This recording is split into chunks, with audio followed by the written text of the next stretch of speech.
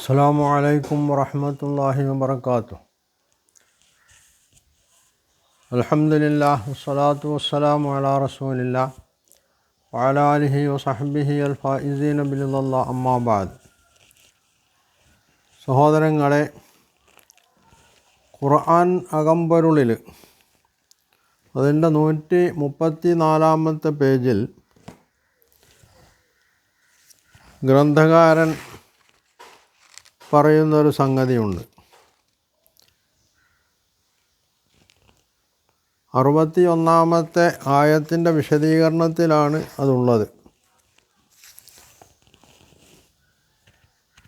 അവിടെ പറയുന്നത്, വേദസൂക്തങ്ങളെ അവനവൻ്റെ ഉള്ളിൽ വിരിയുന്ന കവിതയും നിറപുഷ്പവനിയും ആയി ആസ്വദിക്കാനും ചിലപ്പോഴൊക്കെ ഉലച്ചിലുണ്ടാക്കുന്ന പേമാരിയും വെള്ളിടിയുമൊക്കെയായി സങ്കല്പിക്കുന്ന വണക്കമുള്ള മനസ്സുണ്ടായാൽ ഖുർആൻ നൽകുന്ന വേദാന്ത പാഠത്തിൻ്റെ ഉപരിവാനത്തിലേക്ക് ആരോഹണം നടത്താൻ നമുക്ക് കഴിയുകയും ചെയ്യുന്നതാണ്. ഇവിടെ ഖുർആൻ നൽകുന്ന വേദസൂക്തങ്ങളെ അവനവൻ്റെ ഉള്ളിൽ വിരിയുന്ന കവിതയും, ഇവിടെ ഇപ്പോൾ ഖുർആനാണല്ലോ വേദം എന്ന് പറയുന്നത്.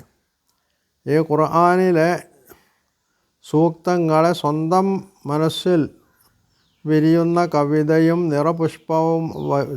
നിറപുഷ്പവനിയും പുഷ്പപൂന്തോട്ടവുമായിട്ട് ആസ്വദിക്കാം. അങ്ങനെ ആസ്വദിക്കാനും ചിലപ്പോഴൊക്കെ ഉലച്ചിലുണ്ടാക്കുന്ന പേമാരിയും വെള്ളിടിയുമൊക്കെയായി സങ്കല്പിക്കുന്ന വണക്കമുള്ള മനസ്സുണ്ടാകാം. ചിലപ്പോഴൊക്കെ ഖുർആൻ്റെ അധ്യാപനങ്ങൾ, സൂക്തങ്ങൾ അത് പേമാരിയായിട്ട് വരും, വെള്ളിടിയായിട്ട് വരും, അങ്ങനെയൊക്കെ ഇതിനെ സങ്കല്പിക്കാം. അതിനുള്ള പറ്റിയൊരു മനസ്സുണ്ടായാൽ ഖുർആൻ നൽകുന്ന വേദാന്ത പാഠത്തിൻ്റെ ഉപരിവാനത്തിലേക്ക് ആരോഹണം നടത്താൻ നമുക്ക് കഴിയുകയും ചെയ്യുന്നതാണ്.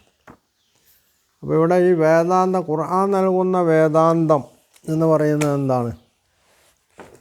ഇവിടെ മുസ്തഫ അല്ലെങ്കിൽ നമ്മളുടെ ഈ അകമ്പൊരുളുകാരൻ സാധാരണയായിട്ട് പറഞ്ഞുകൊണ്ടിരിക്കുന്ന ഒരു സംഗതിയാണ് പൗരോഹിത്യം, പുരോഹിതന്മാർ. ആരെയാണ് അദ്ദേഹം ഈ പൗരോഹിത്യം, പുരോഹിതന്മാർ എന്നൊക്കെ പറയുമ്പോൾ ഉദ്ദേശിക്കുന്നത്?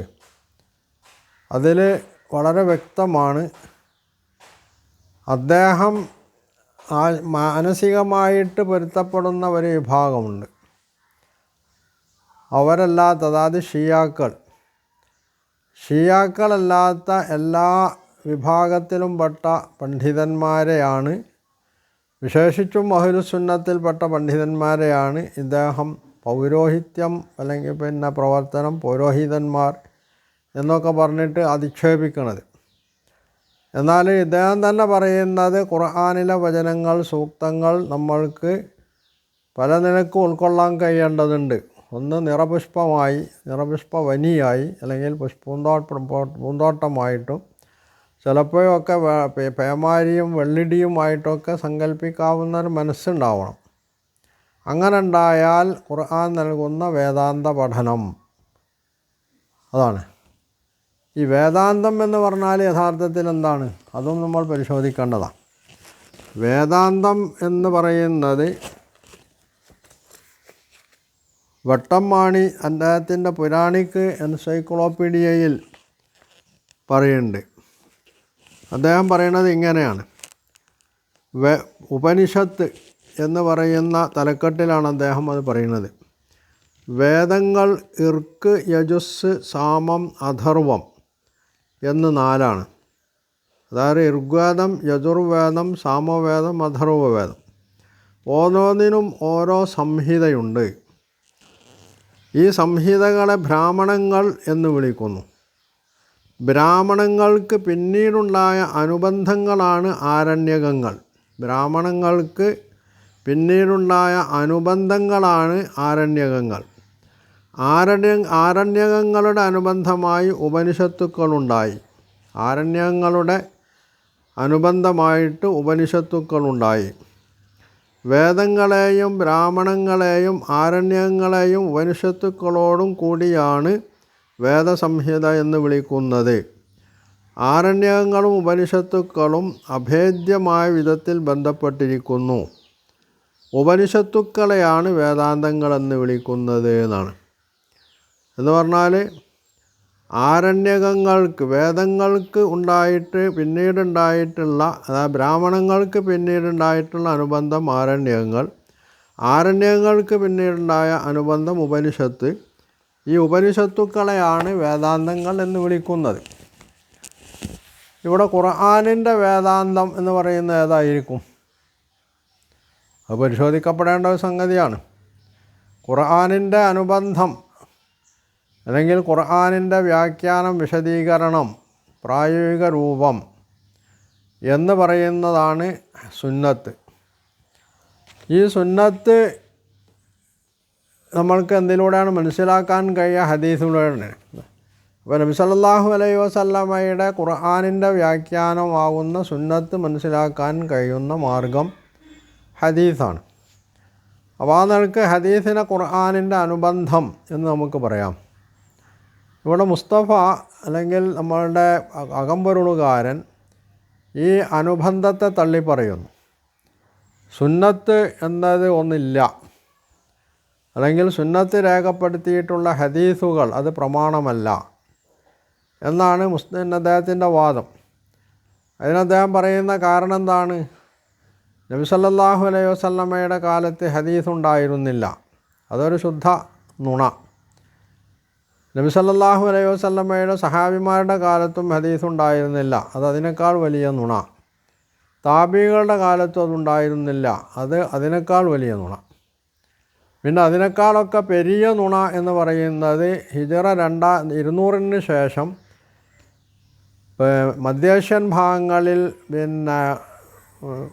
പിറന്നിട്ടുള്ള, ജന്മം കൊണ്ടിട്ടുള്ള മുഹദ്ദിസുകളായ ഇമാം ബുഖാരി, മുസ്ലിം, അബൂദാവൂദ്, നസായി, തിർമിദി, ഇബ്നു മാജ തുടങ്ങിയുള്ള മുഹദ്ദിസുകൾ അവർ ഗൂഢാലോചന ഉമവി ഖിലാഫത്തിന് വേണ്ടി, അതായത് 132 അവസാനിച്ചു പോയ ഉമവി ഖിലാഫത്തിന് വേണ്ടി, ഖലീഫമാർക്ക് വേണ്ടി ഗൂഢാലോചന നടത്തിയിട്ട് അവർ രൂപപ്പെടുത്തി എഴുതുണ്ടാക്കിയെടുത്തതാണ് ഹദീസ് എന്നാണ് അദ്ദേഹം പറയുന്നത്. അപ്പോൾ ഇസ്ലാമിൽ ഖുർആനിൻ്റെ അനുബന്ധമായിട്ട് ഇസ്ലാമിൻ്റെ രണ്ടാമത്തെ പ്രമാണമായിട്ട് അംഗീകരിക്കാവുന്ന ഹദീസിനെ തള്ളിപ്പറയുന്ന മനുഷ്യനാണ് ഇവിടെ വേദാന്തത്തെ മുന്നോട്ട് കൊണ്ടുവരുന്നത്. അപ്പോൾ ഹദീസ് സ്വീകാര്യമല്ല, എന്നാൽ വേദാന്തം സ്വീകാര്യമാണ്. ഇനി ഖുർആനിൻ്റെ വേദാന്തം എന്നാണല്ലോ അദ്ദേഹം പറയുന്നത്. രണ്ടാമത്തെ ഇതിന് പറയാവുന്ന, അനുബന്ധമായി പറയാവുന്നത് ഫിഖ്ഹാണ്. ഈ ഫിഖ് ഇദ്ദേഹം അംഗീകരിക്കുമോ? ഫിഖ് ഹദീസ് തള്ളി പറയുന്ന ഒരാൾക്ക് എന്തായിരുന്നാലും ഫിഖ് അംഗീകരിക്കാൻ കഴിയില്ല. കാരണം ഹദീസ് തന്നെ പുരോഹിതന്മാരെ എഴുതിണ്ടാക്കിയതാണെങ്കിൽ ഈ ഖുർആനിൻ്റെയും ഹദീസിൻ്റെയും വെളിച്ചത്തിൽ അതിൽ നിന്ന് സംഗതികൾ ഗ്രഹിച്ചെടുത്ത് നിർദ്ധാരണം ചെയ്തെടുത്തിട്ട് വരുന്നതാണ് ഫിഖ് എന്ന് പറയുന്ന കർമ്മശാസ്ത്രം അല്ലെങ്കിൽ നിയമസംഹിത എന്ന് പറഞ്ഞത്. കർമ്മശാസ്ത്രം എന്ന് അതിന് പറയുന്നത് പോലും ശരിയായിട്ടുള്ള പ്രയോഗമല്ല. നിയമസംഹിതയാണ് യഥാർത്ഥത്തിൽ ഫിഖ് എന്ന് പറയുന്നത്. ഈ ഫിഖിനെയും അദ്ദേഹം തള്ളിപ്പറയുന്നു. ഈ ഫിഖിലൂടെ വിവരിക്കുന്ന ശരീഅത്തല്ല എന്നാണ് അദ്ദേഹം ഈയിടെയായിട്ട് പ്രസംഗിച്ചിട്ടുള്ളത്. അപ്പോൾ ഇസ്ലാം ഖുർആനിൻ്റെ അനുബന്ധം ഈ വേദാന്തം എന്ന് പറയുന്നത് അപ്പോൾ എന്തായിരിക്കും? അത് വ്യക്തമാക്കേണ്ടത് ഈ അകമ്പൊരുളുകാരനാണ്. പക്ഷേ അദ്ദേഹത്തിൻ്റെ പ്രസ്താവങ്ങളിൽ നിന്ന്, അദ്ദേഹത്തിൻ്റെ പ്രഖ്യാപനങ്ങളിൽ നിന്ന്, അദ്ദേഹത്തിൻ്റെ ആക്ഷേപങ്ങളിൽ നിന്നൊക്കെ നമുക്ക് മനസ്സിലാക്കാൻ കഴിയുന്നൊരു സംഗതി, ഇസ്ലാമിൻ്റെ നബി സല്ലല്ലാഹു അലൈഹി വസല്ലമ, സഹാബിമാർ, താബിഉകൾ തുടങ്ങി ശരിയായിട്ടുള്ള ഇസ്ലാമിക മാർഗം പിന്തുടർന്നിട്ടുള്ള ആളുകളുടെ കാഴ്ചപ്പാടുകളും അവരാവിഷ്കരിച്ചിട്ടുള്ള നിയമങ്ങളൊന്നും ഇസ്ലാമികമല്ല. അതൊക്കെ തള്ളപ്പെടേണ്ടതാണ്. അതിൽ നിന്ന് വ്യത്യസ്തമായി തന്നെപ്പോലെ തലതിരിഞ്ഞ ഏത് വേദത്തെയും അംഗീകരിക്കാമെന്നും ഏത് മതത്തിനും സ്വീകാര്യതയുണ്ടെന്നും ആർക്കും എപ്പോഴും സ്വർഗത്തിലും പ്രവേശിക്കാമെന്നും ഒക്കെ ഖുർആൻ തെറ്റായി ഉദ്ധരിച്ചുകൊണ്ട് തട്ടിവിടുന്ന തന്നെപ്പോലുള്ള ആളുകൾ മനസ്സിലാക്കുന്ന സംഗതികളാണ് ഖുർആനിൻ്റെ വേദാന്തം എന്നാണ് അദ്ദേഹം മനസ്സിലാക്കുന്നതും പറയുന്നതും എന്നാണ് നമ്മൾക്ക് ഇതിലൂടെ മനസ്സിലാക്കാൻ കഴിയുക. അല്ലെങ്കിൽ പിന്നെ എന്താണ് വേദാന്തം, ഖുർആൻ്റെ വേദാന്തം എന്ന് അദ്ദേഹമാണ് വ്യക്തമാക്കേണ്ടത്. അത് അദ്ദേഹം വ്യക്തമാക്കുമെന്ന് തോന്നുന്നില്ല. എന്തായിരുന്നാലും വേദാന്തം എന്ന് പറയുമ്പോൾ അത് വ്യക്തമായി ഹൈന്ദവ വേദങ്ങളുമായി ബന്ധപ്പെട്ടിട്ടുള്ള ഒരു സാങ്കേതിക പ്രയോഗമാണ്. ആ സാങ്കേതിക പ്രയോഗത്തെ വിശുദ്ധ ഖുർആനുമായി ബന്ധപ്പെടുത്തുന്നത് പോലും അസംബന്ധമാണ്. കാരണം ഏതൊരു സാങ്കേതിക പ്രയോഗത്തിനും അതിൻ്റേതായിട്ടുള്ളൊരു ആശയതലമുണ്ടാകും. ആ ആശയം മറ്റൊന്നിനോട് ചേർത്ത് വെക്കുക എന്നത് അതിനോട് ചെയ്യുന്ന അനീതിയാണ്. അങ്ങനെ വരുമ്പോൾ ഹൈന്ദവ വേദങ്ങളുമായി ബന്ധപ്പെട്ട് വേദാന്തം, ഉപനിഷത്തുക്കൾ, ബ്രാഹ്മണ്യങ്ങൾ എന്നൊക്കെ പറയുന്ന ഈ പ്രയോഗങ്ങളെ വിശുദ്ധ ഖുർആനിനോട് ചേർത്ത് വെക്കുന്നത് പോലും അസംബന്ധവും അബദ്ധവുമാണെന്നുള്ളതാണ്.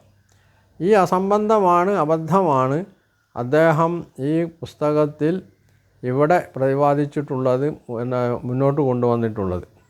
ഹദീസും ഫിഖ്ഹും സ്വീകാര്യമല്ലാത്ത ആൾക്ക് ഹൈന്ദവ സമൂഹത്തിലെ ധർമ്മത്തിലെ ആരണ്യങ്ങളും അതുപോലെ തന്നെ വേദാന്തങ്ങളടക്കം, ഉപനിഷത്തുക്കളടക്കം, ഉപനിഷത്താണ് വേദാന്തം എന്ന് പറഞ്ഞത്, ഈ ഉപനിഷത്തുക്കളടക്കം സ്വീകാര്യമാവുന്നതിലെ മനഃശാസ്ത്രപരമായിട്ടുള്ള അവസ്ഥ എന്താണ് എന്ന് തീർച്ചയായിട്ടും പരിശോധിക്കപ്പെടേണ്ടതാണ്. അപ്പം ഇവിടെ യഥാർത്ഥത്തിൽ രോഗം മറ്റൊന്നാണ് എന്ന് അതിലൂടെ നമ്മൾക്ക് ബോധ്യമാവും എന്നാണ് പറയാനുള്ളത്.